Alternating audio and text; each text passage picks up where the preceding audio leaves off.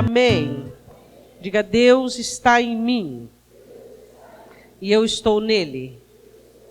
Amém? Eu quero que você abra comigo a sua Bíblia em 2 Crônicas, capítulo 31. 2 Crônicas, capítulo 31. Graças a Deus, mais uma semana, não é?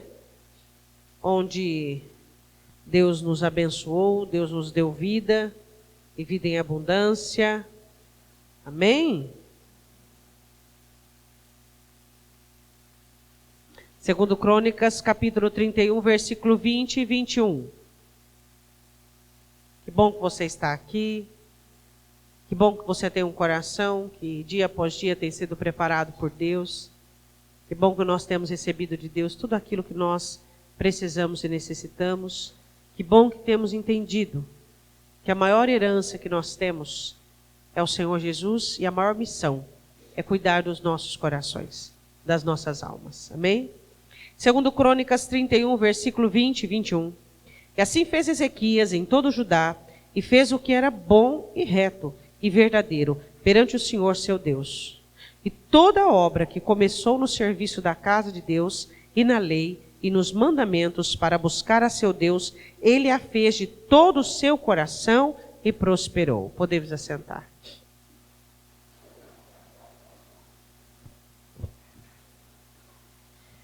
A palavra do Senhor testifica que Ezequias, ele foi o maior rei que já existiu, de todo o Judá. A palavra do Senhor diz assim, que ele era um homem, que ele não teve uma boa genética, ele não teve um bom antecedente. Os que antecederam ele cometeram vários erros absurdos. E Ezequias, ele começa a governar muito cedo, aos 25 anos, e ele foi muito bem sucedido. Qualquer dia eu quero explicar para vocês. Quando a nossa determinação é bem-vinda e quando ela deixa de existir e a obediência nos sustenta. É muito bom sermos determinados. Eu posso até falar para você de uma maneira muito precoce aqui agora. A nossa determinação, ela tem nos ajudado e muito. Somos determinados porque temos aprendido da palavra e do Espírito. Só que existem muitas vezes em que a nossa determinação, ela não pode nos ajudar. Por quê? Porque nós estamos abatidos, porque nós estamos enfraquecidos, porque nós estamos prostrados e desanimados. Mas aí, pastora, quando a minha determinação, ela não tem recursos, ela não tem motivação, me susterá a obediência. A obediência é a maior fonte de força que existe. Por isso que quando você observa em você algum tipo de raiz de desobediência, ou de você se insurge, você se rebela, você se indigna, você se compromete com a vida e a situação ao ponto de negar a sua própria fé, ao ponto de negar a sua própria idoneidade cristã, é uma situação em que você deve ficar preocupado. Porque a determinação é muito boa, eu gosto muito de características que unem o emocional e o espiritual. Porque a determinação precisa do emocional. Mas a obediência, ela é espiritual, só espiritual.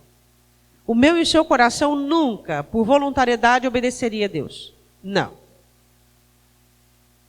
Mas quando nós temos a obediência nos nossos corações, mesmo que a nossa determinação, ela venha a falhar, a nossa obediência nos susterá.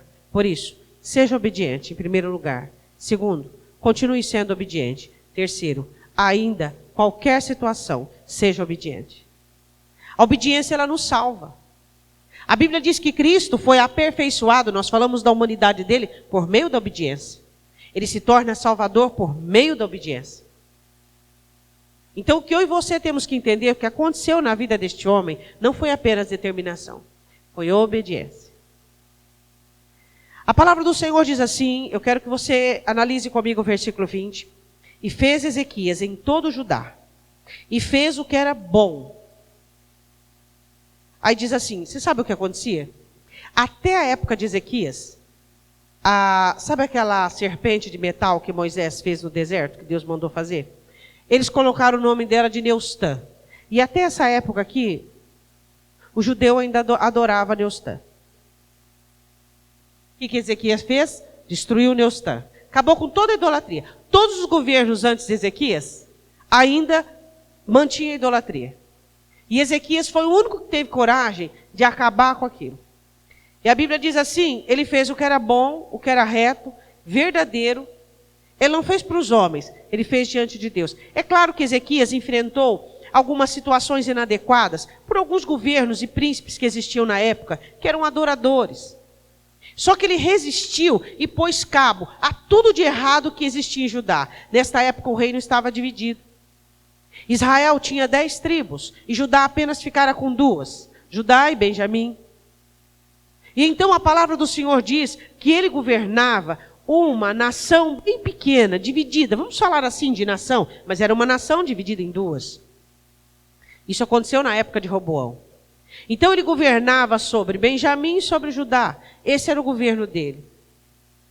A Bíblia diz assim no versículo 21, e toda a obra que começou no serviço da casa de Deus, e na lei, e nos mandamentos, para buscar a seu Deus, ele a fez de todo o seu coração. Não adianta eu e você querermos fazer as coisas de Deus, interessados na resposta, interessados naquilo que vamos ganhar, interessados na nossa posição. Tem que ser de todo o coração. Só assim vai prosperar. Existem alguns ministérios de algumas pessoas e algumas coisas que as pessoas fazem. Ela faz segundo algum interesse. Mas quando você faz de todo o coração, você não faz para si, você não faz para os outros, você faz diante de Deus, porque é para Ele. Porque tudo é para Ele. Porque tudo é dele. E Ele é digno. E Ele é o único que a mim interessa e que a você interessa. Então a Bíblia diz que Ezequias fez tudo reto, verdadeiro, bom, segundo os mandamentos, segundo a verdade, segundo tudo aquilo que era determinado por Deus. Ele fez, começou e terminou. Hoje você tem visto muitas pessoas desistirem, retrocederem, voltar atrás. Hoje você vê muita coisa não terminada. Hoje as pessoas têm o costume de abandonar. Abandonar não é uma opção para mim e para você. Eu e você não temos essa opção. Eu não posso abandonar meus sonhos, eu não posso abandonar minha vida, eu não posso abandonar a esperança que eu tenho, eu não posso abandonar aquilo que eu acredito, eu não posso abandonar aquilo que eu coloco as mãos, eu não posso abandonar. Independente da situação que eu vivo e que existo, mesmo que a minha determinação não existe mais. Então, se a determinação acabou, vá pela obediência. Ela é muito mais sustentável do que qualquer adjetivo que você possa ter. Diga amém. Tá. E ele começa e ele termina e dá tudo certo. Deus permite com que Ezequias passasse um bom tempo sem guerra, sem litígio e sem problema, para que ele pudesse edificar. Você sabe por que Deus permite os seus tempos de paz? É para que você possa regimentar-se tão adequadamente, para que você possa arrumar e consertar a casa, para que os períodos de guerra, quando vierem, você possa estar totalmente equipado com a armadura espiritual. É o que Paulo diz em Efésios, não é isso que ele diz? Ele diz assim, que nós temos que estar totalmente arregimentados para o dia mau. Porque o dia mau chega para mim e para você. No dia mau não adianta você querer consertar a casa. Não vai dar tempo, não vai ter recursos, porque vai ter que escolher, arrumar a casa, ou brigar, ou lutar, ou batalhar. Então arrume a casa no tempo de paz. Diga isso para o seu irmão. Tem gente que quando ele está vivendo o tempo de paz, ele folga, ele refestela, ele faz festas, e ele não entende que tempo de paz é tempo de trabalho. Você está vivendo um tempo de paz no seu casamento? É tempo de você trabalhar, tapar brechas, levantar muros, equipar, arrumar a casa. Para quê? Porque vai vir o tempo difícil. Você vai ter recursos para poder lutar. É ou não é? Você tem recursos para dias difíceis? O que você fez no tempo de paz? Você se resguardou, tapou brechas, você trabalhou, você consertou coisas, Porque eu vejo uma coisa tão interessante em nós que somos cristãos. Nós temos tanto trabalho a fazer, tanto trabalho. Consertar relacionamentos, analisar, observar aquilo que é diligência, aquilo que é negligência, observar aquilo que nós estamos exagerando, aquilo que estamos fazendo de menos. Eu sei que Ezequias consertou a casa. Sua casa está consertada? Não falo de casa só de família. Eu falo daquilo que alimenta a família, aquilo que procede dentro de você. E a Bíblia diz assim, no capítulo 32, versículo 1. Depois destas coisas, e desta verdade, ou seja, ele fez mesmo, veio Senaqueribe, rei da Síria, e entrou em Judá, e acampou-se contra as cidades fortificadas, e intentou apoderar-se delas. É isso que aconteceu. Tá. Eu quero que você vá comigo, só para que você tenha uma ideia, em 2 Reis, capítulo 18. Quem era Senaqueribe? Vá lá comigo, deixa aberto aí, capítulo 18.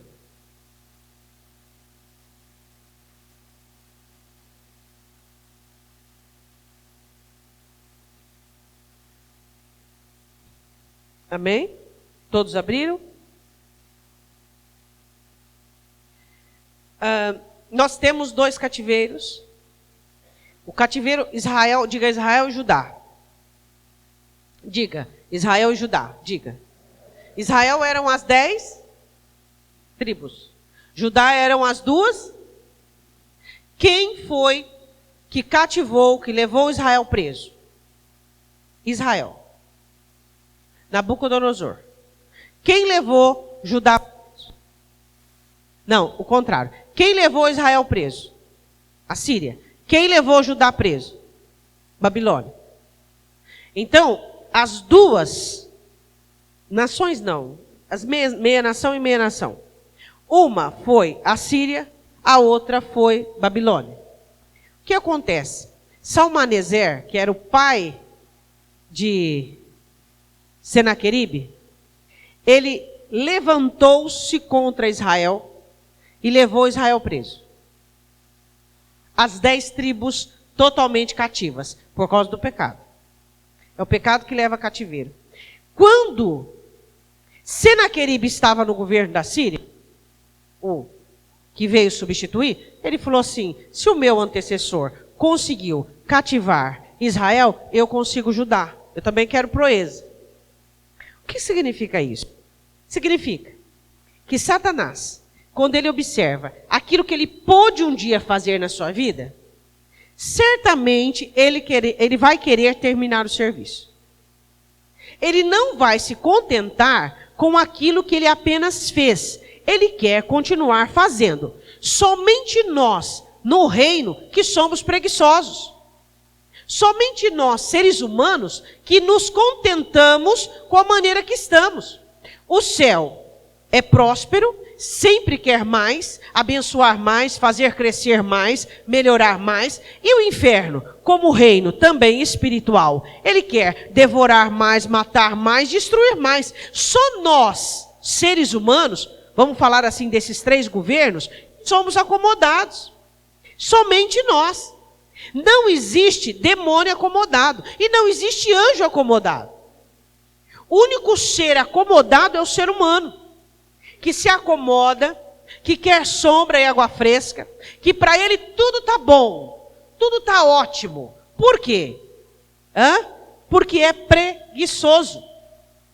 Demônio não é preguiçoso, anjo não é preguiçoso. A preguiça é apenas vivida no reino humano.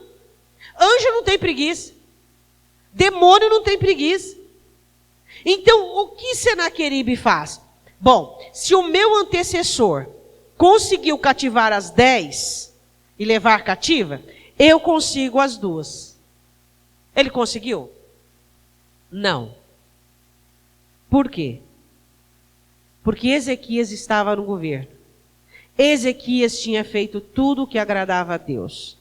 Ezequias encontrou graça aos olhos do Senhor. Vamos ler 2 Reis, capítulo 18. Vamos ler o versículo 5, que fala agora de Ezequias. No Senhor, Deus de Israel, confiou, de maneira que depois dele não houve quem lhe fosse semelhante entre todos os reis de Judá, nem entre os que foram antes dele. Está falando de Ezequias. Agora, 6. Porque se chegou ao Senhor, não se apartou dele, guardou os mandamentos que o Senhor tinha dado a Moisés. Assim foi o Senhor com ele, para onde quer que saía e se conduzia, com prudência, e se rebelou contra o rei da Síria, Senaqueribe, que nós estamos estudando, e não o serviu. E ele feriu os filisteus até Gaza, como também os seus termos, desde desde a torre dos atalaias até a cidade fortificada. Agora presta atenção nisso.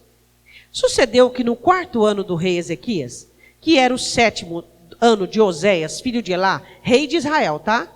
Enquanto Ezequias assumia o governo de Judá, quem estava? Oséias, no reino de Israel. Que Salmaneser, rei da Síria, subiu contra Samaria e a cercou. Então, Senaqueribe, o antecessor de Senaqueribe, havia cercado Israel e levado cativo. E a tomaram no fim de 3 anos. 3 anos de cerco. Ali. 3 anos de cerco. O que aconteceu?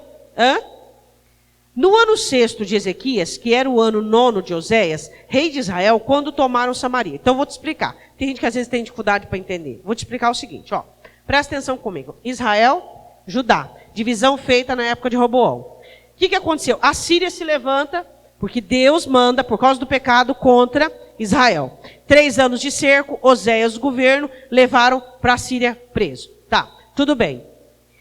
Ezequias trabalhando em Judá, consertando enquanto o cerco havia ali. O que acontece? Morre Salmaneser. O que acontece? Ezequias, Senaqueribe toma o governo. Tomando o governo, bom, Israel já é nosso. Vamos terminar a coisa? Vamos pegar Judá.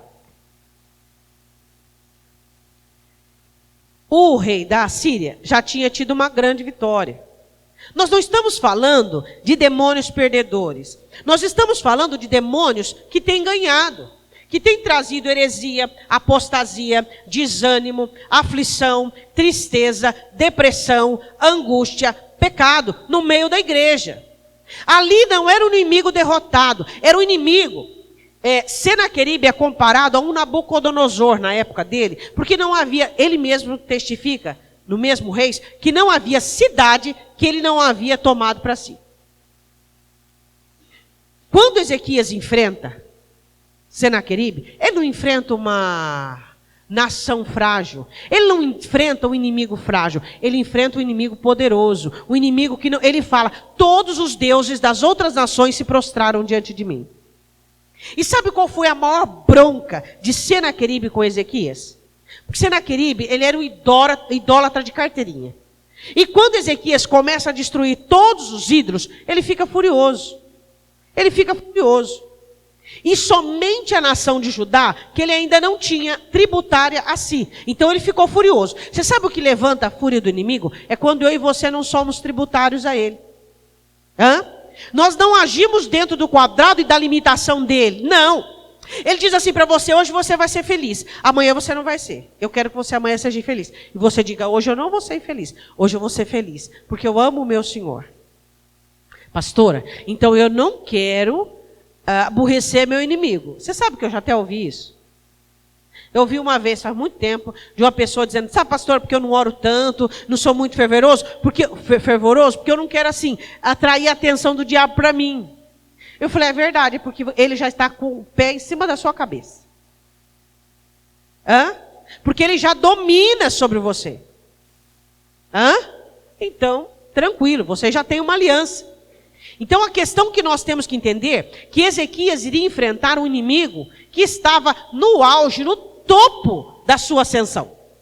Ezequias não ia enfrentar um qualquer, não, ele ia enfrentar Senaqueribe, onde todas as nações já haviam se prostrado. A Síria naquele momento era uma Babilônia em ascensão. Continuando. Versículo 11. E o rei da Síria transportou a Israel para a Síria e o fez levar a Halá, a Bor, junto ao rio de Goza e às cidades dos Medos.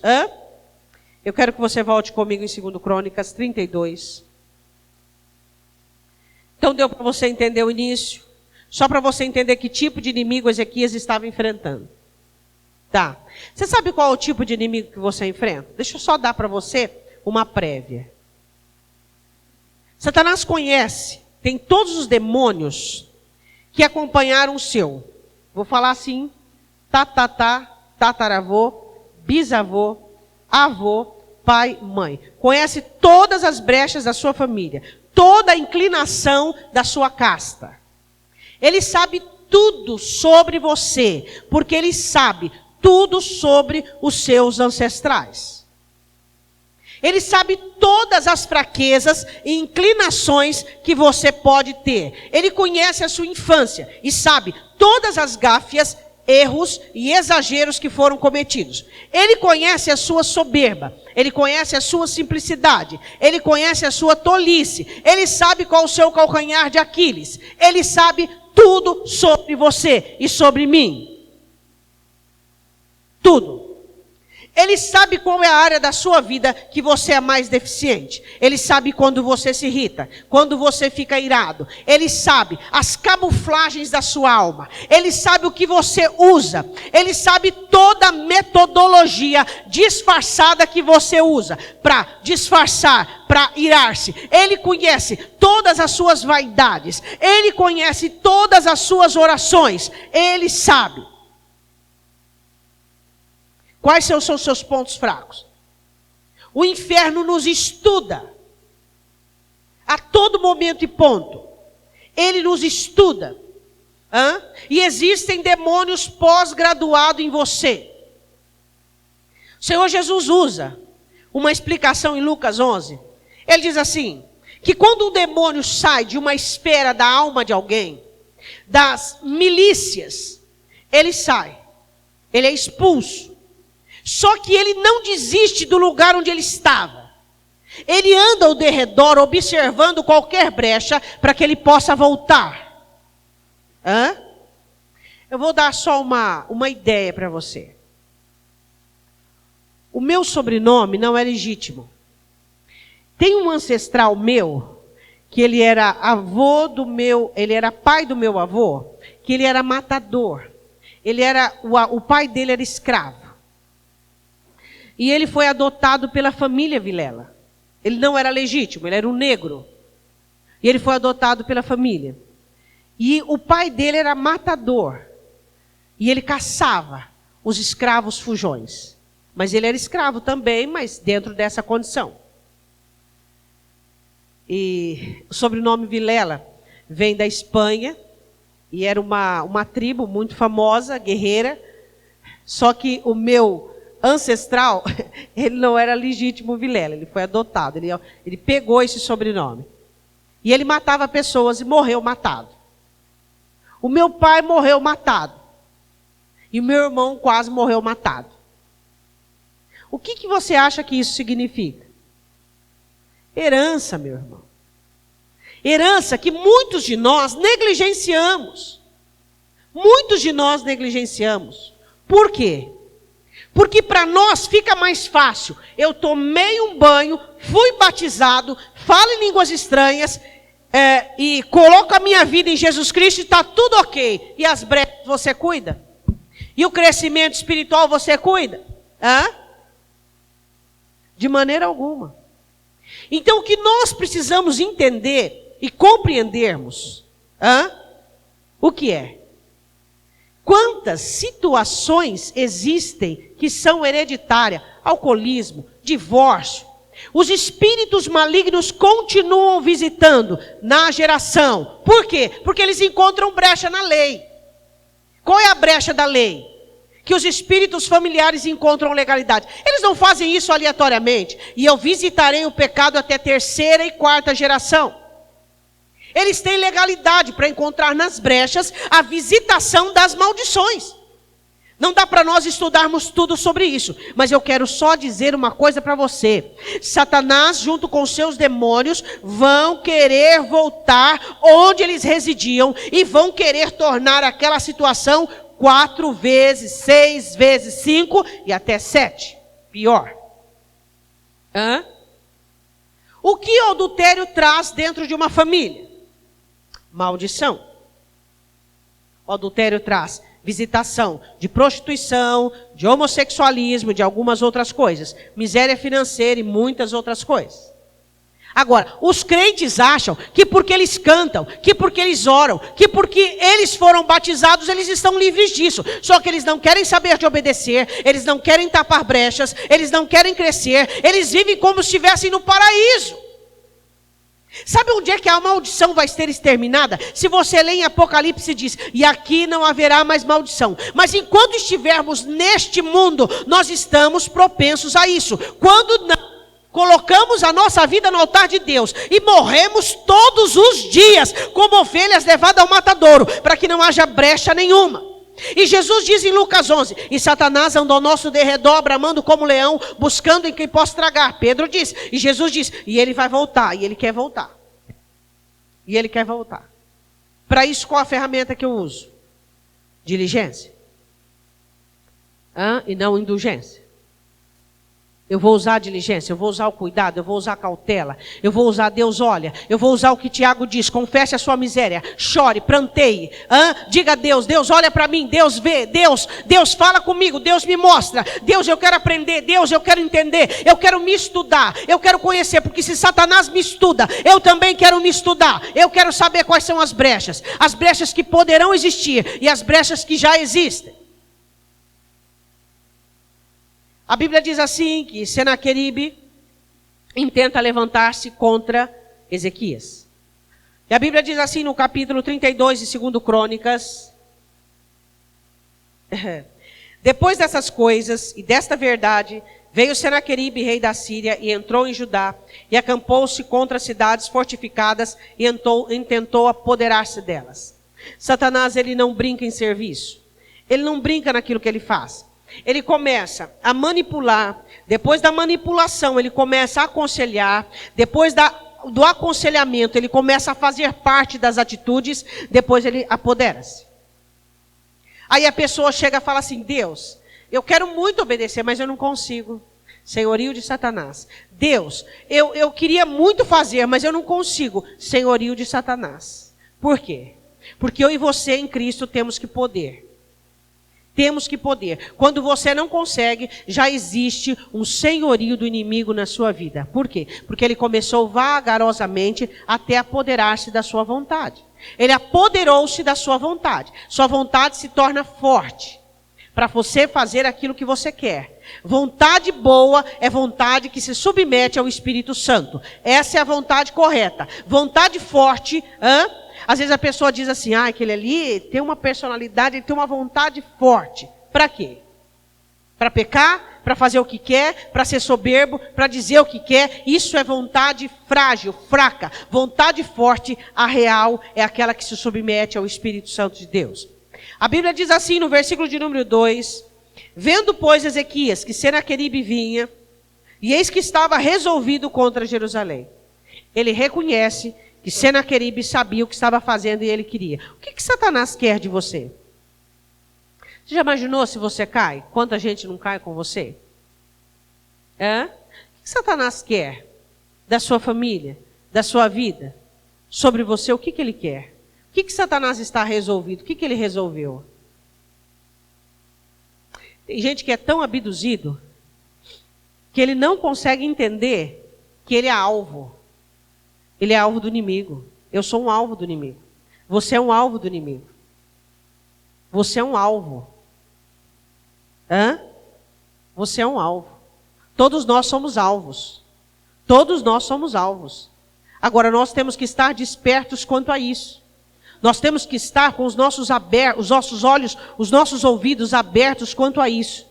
Temos que entender o que ele está tramando para mim agora. O que ele quer de mim. O que ele quer fazer na minha vida. Pergunta para o seu irmão qual é a maior estratégia de Satanás para os crentes da nossa atualidade. Pergunta para ele. Eu falo crentes.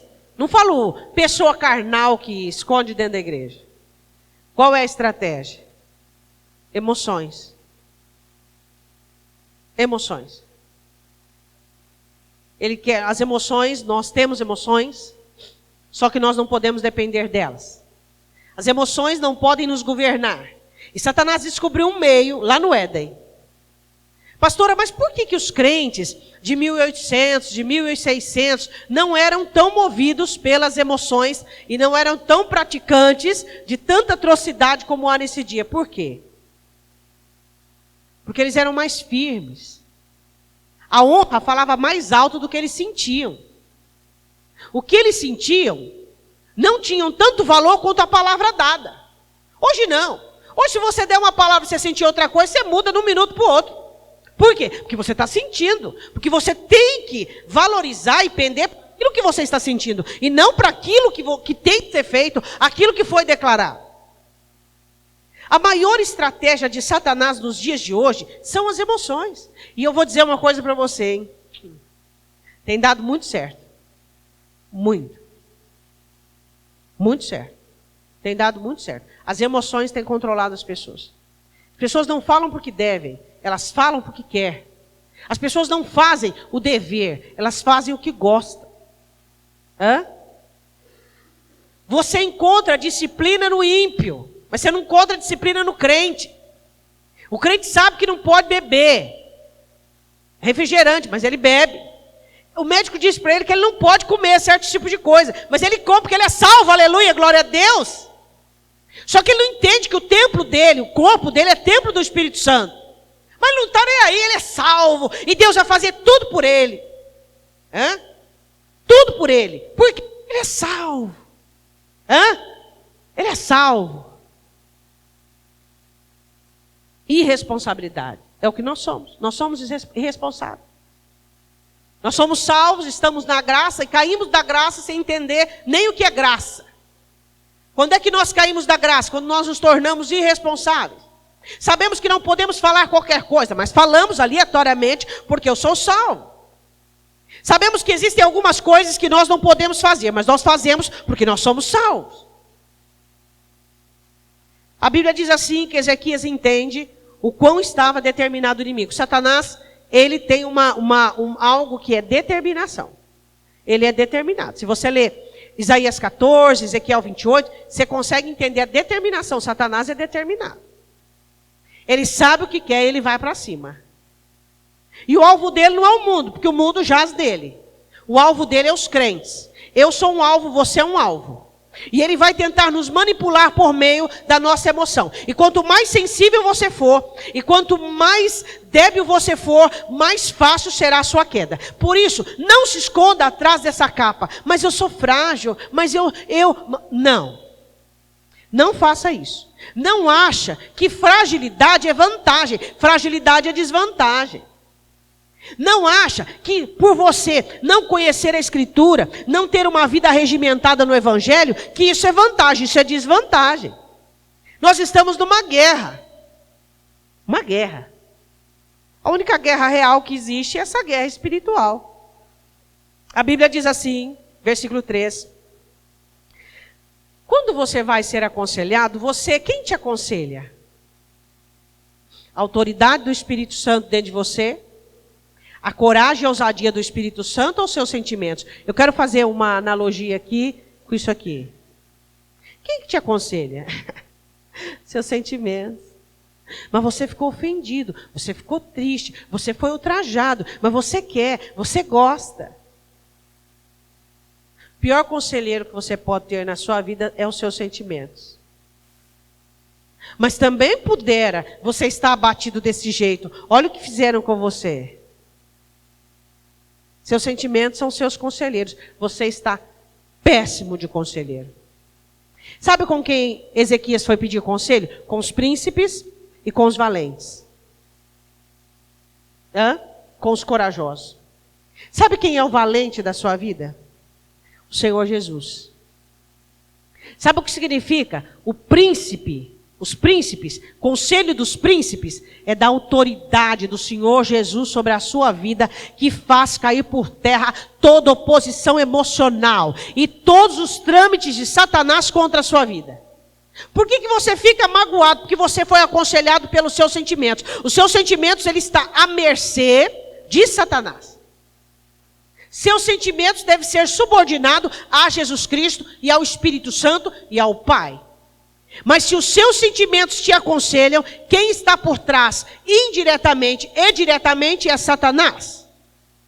E quantos de nós somos aconselhados pelos nossos sentimentos? Ah, fez isso contra você? Não. Você tem que arquitetar alguma coisa para dar o troco. E o Espírito Santo ali trabalhando. Não faça nada agora, não faça nada agora, não faça nada agora, não faça nada agora. Por quê? Porque o Espírito Santo precisa diminuir a força dos seus sentimentos para que você possa ouvir a palavra de Deus. E de repente, quando você vai se calando, você vai em uma introspecção, analisando, de repente você ouve a voz do Espírito Santo. Não faça nada disso. Olha a Escritura, olha o que a palavra do Senhor diz. E aí você vai quebrantando. De repente você já mudou de posicionamento, você já não tem raiva, você já não tem amargura, você já não tem ressentimento, você quer abraçar aquela pessoa, você quer ajudá-la, você quer beijar, você quer afagar. Por quê? Porque o conselho mal caiu. O conselho de Aitofel não funciona mais. Cuidado com os conselheiros que você se baseia. Lembra de Roboão? Foi se aconselhar com os moços. Os velhos disse: calma, ganha o povo. Os moços: não, tributo pesado, que aconteceu a divisão do reino. Realmente você acha que os seus sentimentos são bons conselheiros para você? E para aconselhar, quem vem primeiro? O Espírito Santo, Jesus, a palavra, Deus ou os seus sentimentos? Claro que são seus sentimentos. Você ainda não é anjo? Vem primeiro. Não, peraí, o que aconteceu? Não, peraí. Hã? E você já se ufana. Você já fica aquecido. Já fica com sangue no olho. Já fica com estratégia de vingança. Aí o Espírito Santo vai trabalhando, até converter seu coração. Ele pede conselho aos príncipes e aos valentes. O único conselho que vale a pena e que você tem que seguir é do Espírito Santo e do Senhor Jesus.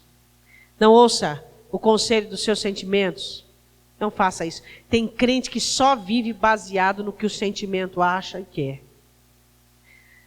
A Bíblia diz assim no versículo 3: teve conselho com os seus príncipes e os seus homens valentes, para que se tapassem as fontes das águas que havia fora da cidade. E eles o ajudaram. Bem, a mensagem era ser sobre isso, né? Vou ter que encurtar um pouquinho. Presta atenção. Havia os muros ao redor de Jerusalém.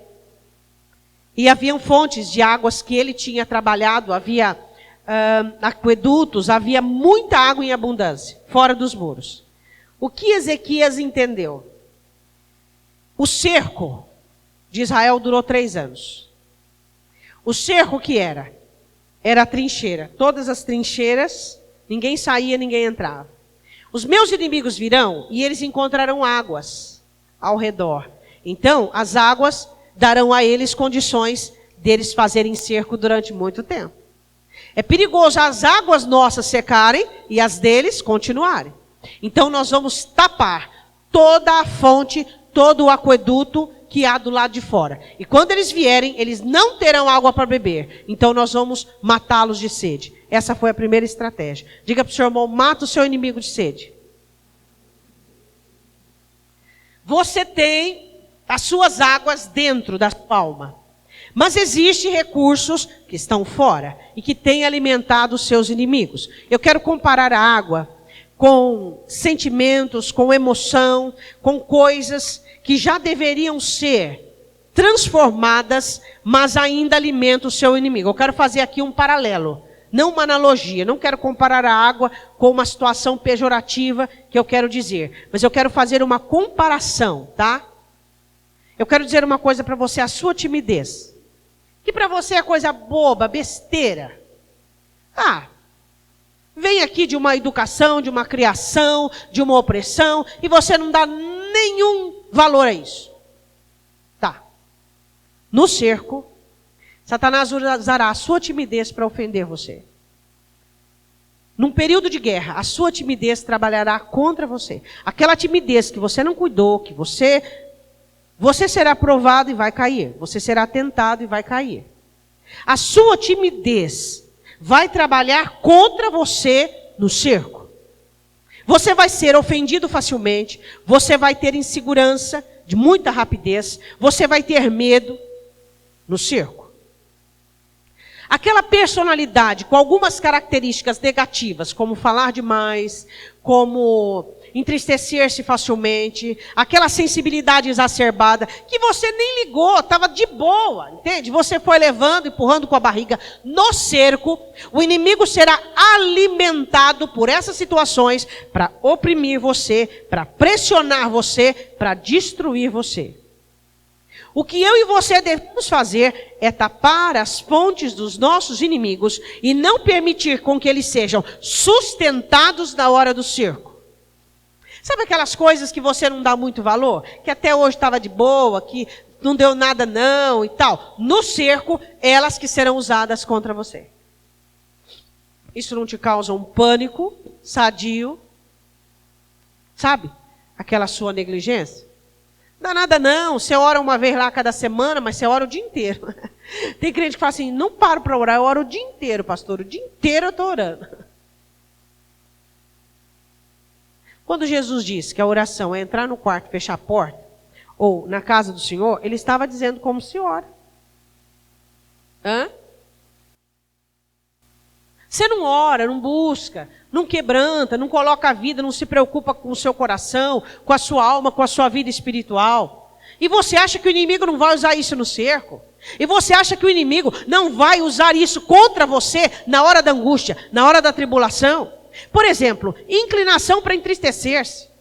Inclinação para submeter-se facilmente. A única pessoa que é devido à nossa submissão imediata é Cristo. Todas as outras passam-se por análises, se vem de Deus ou não. Todas as suas falhas e brechas fora do cerco, irá te complicar no cerco. Então, quando você olha para você, no período de guerra, no cerco, com falências, essas falências não foram provocadas pelo inimigo. Não.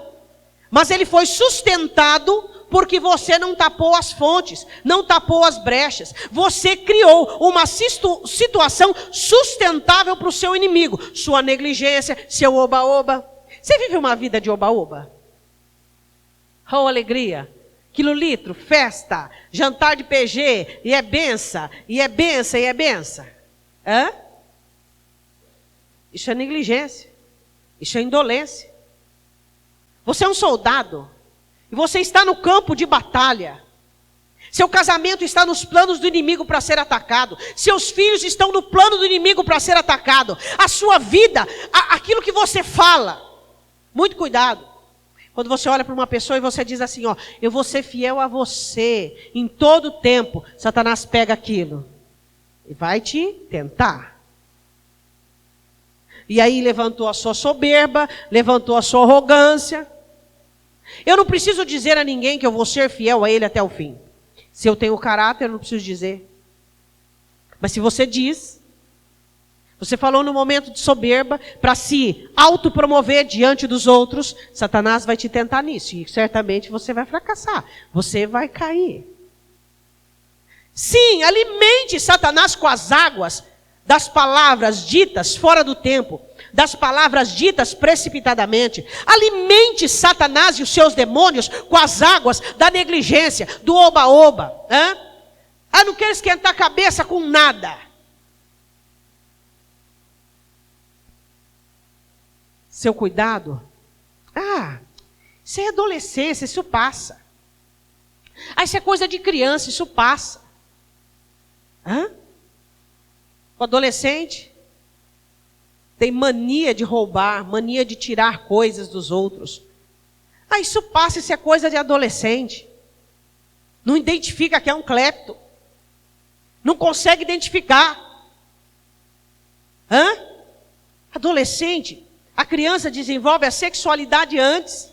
E aí vem todas aquelas baboseiras. E aí diz, isso é coisa de criança. Isso é espírito de prostituição. Espírito de prostituição. E o pai e a mãe vai conversar com essas pedagogas loucas da vida e diz que é coisa de criança. Não é coisa de criança. Isso é espírito de prostituição. Vê se eu e você que tivemos uma infância guardada, tivemos isso. Eu nem sabia o que era isso, eu fui saber isso depois de casada.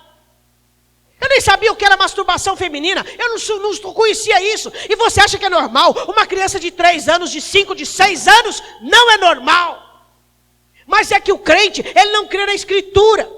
Ele não vê a hora de ter um diagnóstico que dá a ele sombra e água fresca. A professora da escola, a pedagoga diz que isso é normal. Pronto. Acabou minha responsabilidade, é normal. Tudo bem, vá atrás disso. Olha aqui, É ele que sabe de tudo. tá? Não é a ciência. O próprio apóstolo Paulo diz que a ciência, ela infla, ela incha, ela faz com que as pessoas acham que saibam tudo. Sabe nada. Sabe nada. Hã? Você que não tem um combate de oração, de jejum, de batalha pelos seus. Você que não luta não para você ver. Depois quando se tornar prostituta, vai falar com a pedagoga, vai falar com a professora. Ela não está nem aí com você. Nós precisamos ter parâmetros cristãos. Nós precisamos estar firmados e fundamentados na Escritura. É isso que nós precisamos combater. Toda essa ideologia barata da ciência, que quer desfazer a Escritura. E você pensa, muita gente dentro da igreja adere à ciência e ignora a Escritura. Essa é a nova religião, é o novo cristianismo da época. As pessoas não sabem no que crer. Elas dizem que são crentes, mas a confiança dela é onde? A confiança dela é na ciência. Fique com a ciência. E eu fico com o dono dela. Eu e você temos que ficar com o dono da ciência. Daquele que sabe tudo. Daquele que entende tudo. Daquele que cria a alma humana. E ele conhece cada situação armazenada na vida de seus filhos, na sua vida. Não deixe água do lado de fora para que Satanás se sustente até chegar o bote da serpente, até chegar o cerco. Casamento vai mal das pernas. Aí vai um casal, ajuda aqui, vamos jantar, vamos fazer uma viagem. Vai deixando água para o inimigo do lado de fora. Tem que tapar a brecha. Consertar. Consertar. Sabe, irmãos, Satanás, ele tem um apreço muito grande pela igreja da atualidade. Ele gosta muito de nós. Sabe por quê? Porque nós somos negligentes. Vamos empurrando com a barriga. Ele gosta muito da gente, sabia? Muito. Ninguém ora mais, ninguém jejua mais, ninguém luta mais, ninguém se analisa mais, ninguém se examina mais, ninguém, como ele diz em Coríntios, vocês precisam analisar se vocês têm fé, ninguém analisa o tamanho da fé. Se você perguntar para alguém qual o tamanho da sua fé, ele não sabe, qual a resistência dela, ele não sabe.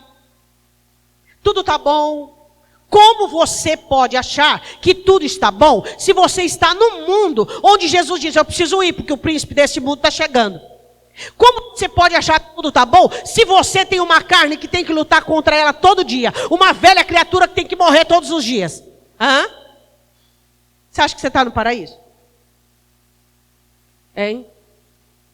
Não. O que ele disse? Vamos tampar todos os aquedutos, todas as fontes, para que o inimigo não se mantenha no cerco. Tampe as brechas, meu irmão. Tampe a sustentabilidade do inimigo na sua vida. Tira o que é errado. Quanto tempo que você está dentro da igreja e você ainda é uma pessoa nervosa? Peraí. Quanto tempo que você está na igreja frio? Você passou de água gelada para picolé, de picolé para gelo, de gelo para iceberg. Cada vez mais gelado, cada vez mais frio. Paciência. Você entrou para Jesus com paciência 0. Você continua menos 0. Você está fazendo o quê? Sustentando o inimigo. Não tem mudança. Não tem apreço pela mudança. Não tem dedicação pela mudança. Aí o diabo vai falar assim para você. Eu não posso mexer com ele porque ele tem dom. Eu não posso mexer com ela porque ela tem cargo. Eu não posso mexer com ele porque ele canta, nem com ela porque ela prega. Vai nessa. Eu não posso mexer com esse porque ele é amigo do diretor, não sei das quantas. Vai nessa. Entendes o que lês? Entendes o que lês, meu irmão? A pergunta de Filipe, entendes o que lês? Entendes o que vive? De 0 a 10. Que nota você dá para a sua saúde espiritual?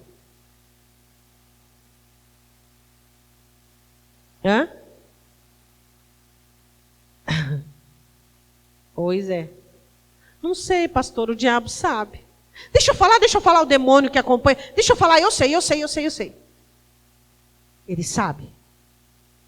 Ele sabe quantas vezes você ora, ele sabe quanto você ama a Escritura, ele sabe das suas mazelas, ele sabe. E o que o alimenta ele? Bem pertinho de você, as águas. A Bíblia diz assim, aquele que está em Cristo, o maligno não lhe toca. E o que Paulo escreve? Não há condenação para aqueles que estão em Cristo Jesus, nosso Senhor, que não andam mais segundo a carne, nem se inclinam para as coisas da carne, mas segundo o Espírito. Isso é tão sério. E Jesus explica isso na parábola da boda. Amigo, o que você faz aqui? Suas vestes não são nupciais. Isso quer dizer o bando, eu sou salvo, eu sou isso, eu sou aquilo outro. E o inimigo trabalhando, camufladamente, trabalhando, e ele abençoado, e no oba-oba, e no quilolitro, e nas amizadezinhas do PG, e vai. Quando chegar lá, amigo, eu não te conheço. Como assim? O líder do meu PG me conhece, vai lá perguntar. Minha pastora me conhece, vai lá perguntar. Não, mas eu que tenho que te conhecer.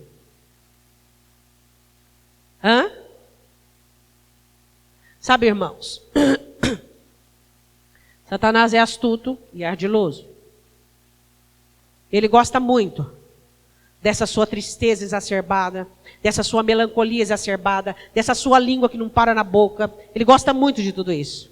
Ele gosta muito de você fazendo drama, e gosta de um drama, e gosta de uma maximização.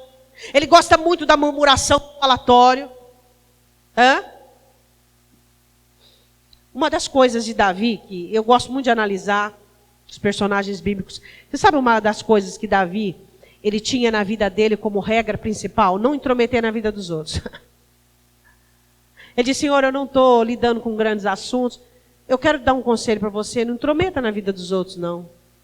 Vai ser o Indiana Jones dos outros. Olha, eu vim falar aqui porque fulano está sendo injustiçado, porque fulano... Para de intrometer na vida dos outros.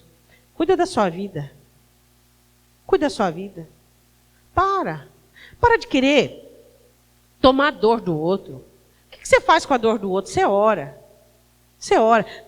Eu fico assim impressionada com a facilidade que os crentes têm, gente, de se colocar em rosca e embaraço. Em rosca e embaraço. Meus filhos vinham falar para mim sobre situações, quando eu via que não era ninguém usurpando o direito deles, conversa de amigo, se vira, você não entrou, você sai, pela mesma porta que você entrou, você sai. Você não entrou? Sai. Sai. Agora, você vive tomando a dor de todo mundo, entrando em rascada. Tem família de crente que não se converte por causa do crente, que a língua dele não para dentro da boca.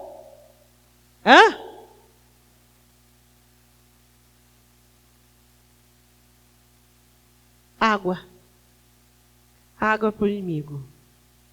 Você não sabe fazer?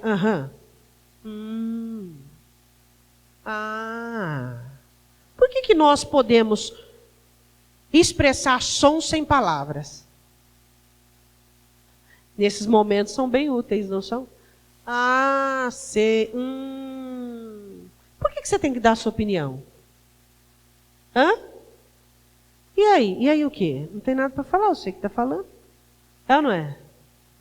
Puder dar um bom conselho? Não, para com isso, não é verdade? Não pensa assim, não. Tá. Mas não puder?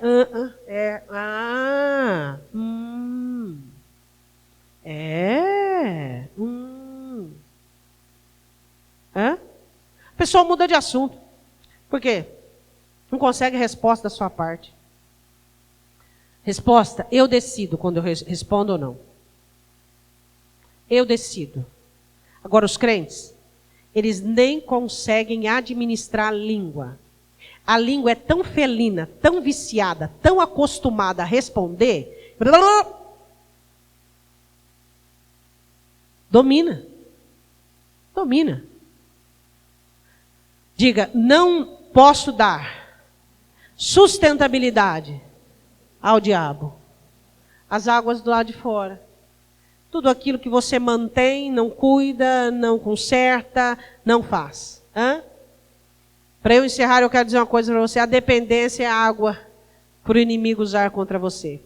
Diga assim, toda pessoa dependente vai morrer na solidão. Por quê? Porque o diabo não brinca em serviço. Ele conhece todas as suas carências, toda a sua necessidade. Está amarrado. Ele diz, amarrado com o quê? Amarrado com o quê? Vem me amarrar. Com o que você está me amarrando? Você só me amarra com a sua dependência de Cristo, do Senhor. Você depende das pessoas, vem me amarrar. Está amarrado? Amarrar com o quê? Amarrar com o quê? Ele diz, eu vou usar todas as suas palavras contra você. Você diz, está amarrado. Ele fala, vai me amarrar com o quê? Só se você, a única corda que você pode me amarrar é o seu silêncio, a sua edificação e você ser comedido nas palavras. Aí eu estou amarrado. Do contrário, não. Quer maniatar o inimigo? Tem que ter o poder de Cristo. Quantas pessoas ele diz assim, eu vou destruir a vida do seu filho. Está amarrado. Com o quê? Você é autoridade para consertá-lo, para repreendê-lo, para exortá-lo, para orar com autoridade e para fazer o que tem que ser feito, corrigir? Não? Então vai me amarrar com o quê? Com o que você vai me amarrar? Hein? Você amarra ele com o quê? Jesus disse que maniata depois vence. Vai amarrar com o quê? Se não existe cordas, se não existe meio de amarrá-lo. Eu queria que você ficasse de pé em nome de Jesus. Eu quero que você feche os seus olhos. Eu quero que você, em nome de Jesus, identifique neste momento quais são as brechas e a sustentabilidade do inimigo na sua vida. Falação, língua, negligência, o que mais? Sombra e água fresca. Levanta 10, 11 horas da manhã. Não ora, não busca, não jejua pelos filhos. Não busca pelo casamento, não busca mudar, não busca transformação. Quais são as águas que você está sustentando o cerco?